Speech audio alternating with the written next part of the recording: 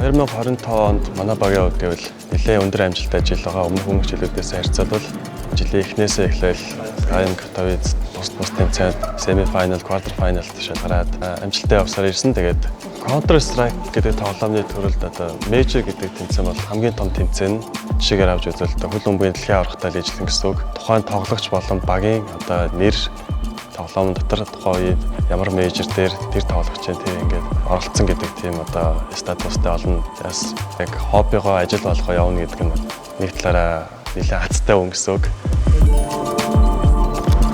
Багийн одоо гишүүдийн хувьд гэвэл яг залуу тоглогч нар байгаа. Тэр талаараа бас давуу талтай гэж боддог. Бус багуудаас миний өмнө бас тоглогч гэдэг нь бас зөв амрах, зөв нойр, зөв хоол айгуу чухал байдаг. Монголдо ирнэ гэдэг бол бас айгуу сайхан байдаг л тэгж хэлмээр.